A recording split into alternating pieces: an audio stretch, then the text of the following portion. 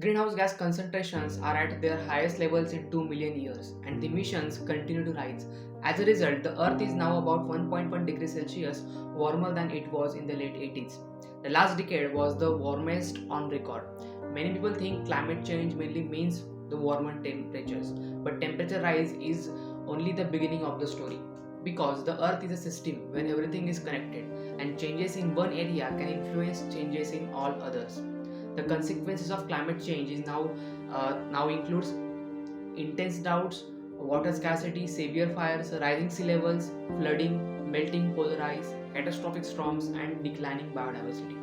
Climate change refers to the long-term shifts in temperatures and weather patterns. These shifts may be natural, such as through variations in the solar cycle, but since the 80s, human activities have been the main driver of climate change, primarily due to the burning of fossil fuels like coal, oil, and gas. Burning fossil fuels generates greenhouse gas emissions that act like a blanket wrapped around the earth, trapping the sun's heat and raising the temperatures of the earth. There will be significant impact on the dairy industry worldwide as a result of climate change, leading to less milk being produced. So hi everyone, my name is Nikhil. I'm a second year food technology student at University Institute of Chemical Technology, and in today's video we will be talking about the impact of climate change on the dairy industry globally.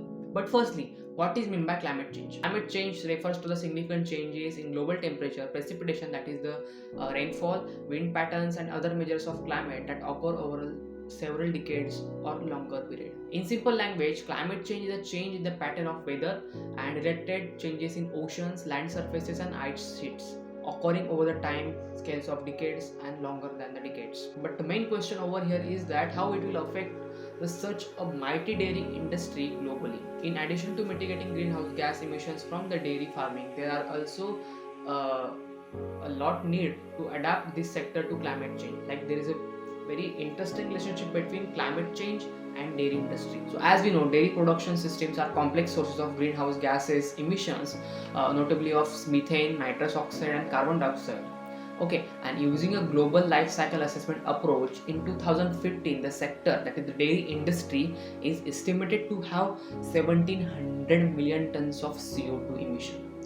So you can have the vast amount of CO2, that is the greenhouse gases emitted by the dairy industry in the year only 2015. So it is a two-way relationship, like the emissions occurring through dairy industry can deteriorate the climate. Okay, and further deterioration of the climate because of all these things, as transportation, burning of fossil fuels, can deteriorate, or we can it can affect the production of milk in the dairy sector. So as we discussed earlier, the greenhouse gases emissions are not only because of the dairy industry. Okay, they are increasing a lot because of some human activities such as transportation, electricity generation, okay, as well as burning of fossil fuels, extensively exploitation of those fossil fuels. And we will be going to talk about the impact of climate change on the dairy industry in terms of production. And if you think about the dairy cattle, the most common breed of dairy cattle globally is Holstein Friesian cows, which were originally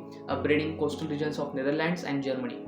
So these breeds are well adapted to moderate coastal weather. We all know the coastal weather is humid weather, high temperatures are there, and experts predict that there will be an increase in world temperature, global temperature, and the incidence of extreme weather events will also increase. Frequency will increase, and with the heat waves likely to become more common even in northern regions.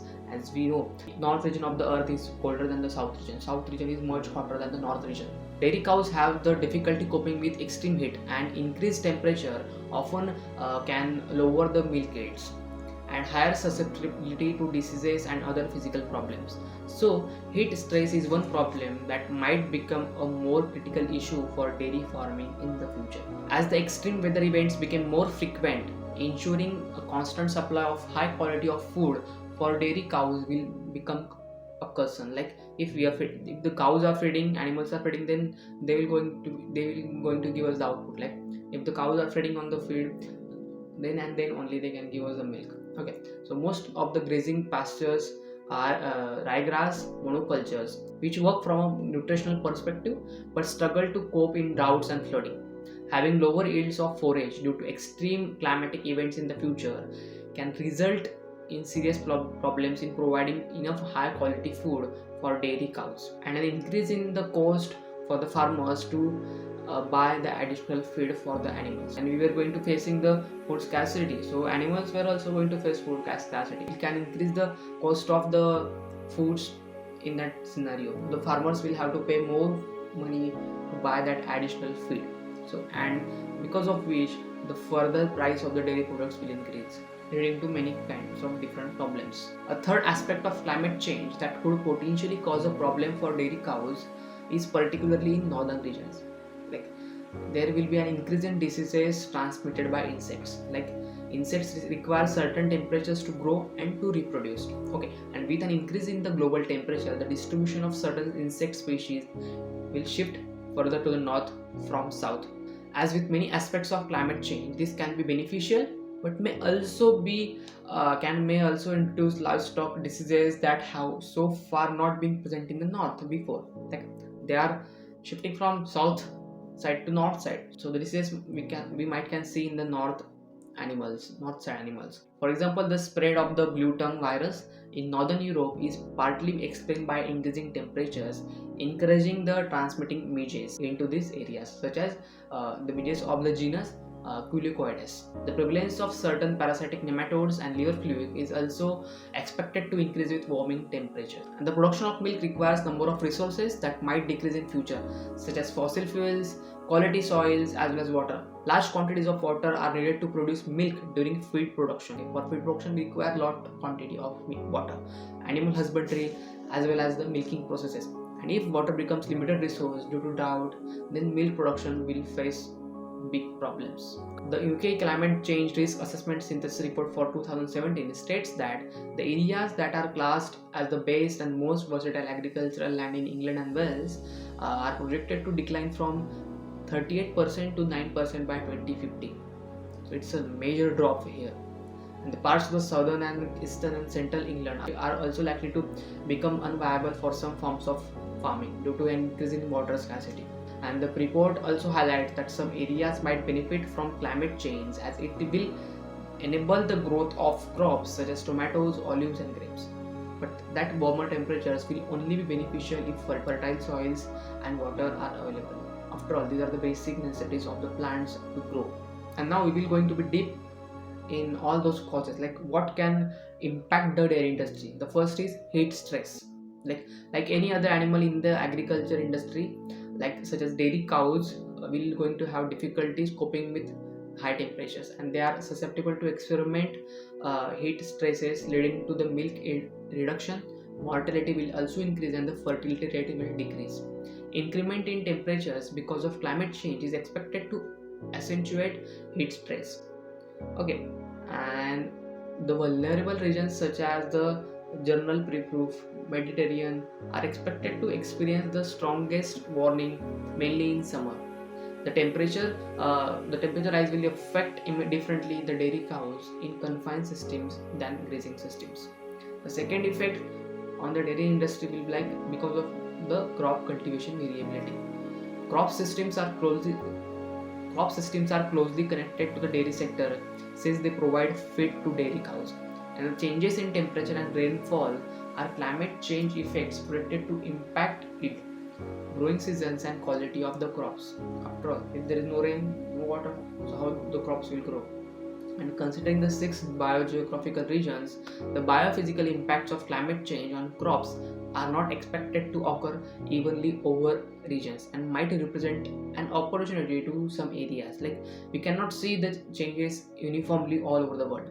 Northern Europe was identified as one of the regions in which the crop yield will be positively impacted by the climate change effects, and on the contrary, the negative impacts are expected to occur in southern Europe. The third factor which can affect the industry is on-farm water availability. The third factor which can affect the industry is on-farm water availability. Water availability is critical for dairy farms, both for agricultural activities, okay, but also for other activities such as it facilitates cleaning and cow drinking. But also for other facilities such as cleaning and cow drinking. Considering the latter, even though cow's water intake is smaller than the water required for feed production, supplying this natural resource in quantity and quality is vital for the animal to handle the warm environments and relieve heat stress. However, expected modifications in the rainfall patterns and increases in temperature will affect the water cycle, leading to water shortages and the water scarcity. The fourth factor which can affect the dairy industry is cow diseases. The rise of average global temperature is expected to increase the reproduction and distribution rate of certain pathogens, and having the negative impacts on both dairy cows as well as on the crops. And regarding emerging risk on cows, gastrointestinal nematodes and viruses are the major threats causing considerable animal losses in herds. Okay, and a recent report of EFSA identified 34 main issues related to animal health due to climate change in the near future, and being the biting midges of Culocoides imicola, which is a vector of blue tongue, which is a viral disease transmitted among 583 ruminants.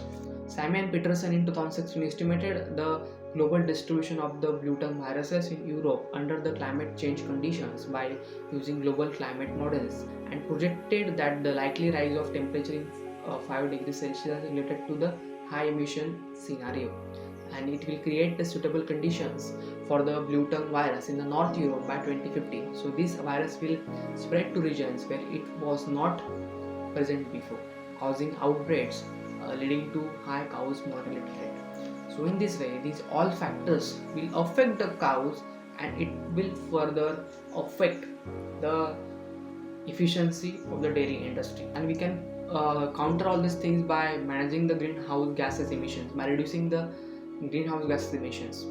And the dairy industry is also doing its work, like everyone in the dairy industry is trying to counter all these things, because the dairy sector is already a part of the solution to address the climate change. However, the sector needs to accelerate its current efforts by continuing to improve production efficiency, and the sector will also continue to reduce emission intensity of the milk.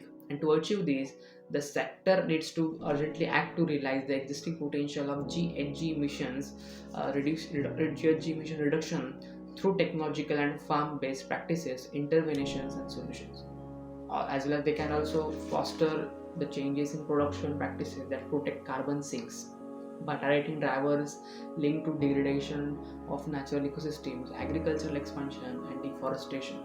The third, they also can reduce the demand for resources by better integrating livestock into the circular bioeconomy. And this can be achieved by recycling and recovering nutrients and energy from animal waste, or closer integration of livestock with crops and agro industries at various scales to make use of low value and low emission biomass. You can see here on the screen the graph which states about the feed conversion efficiency of milking cows.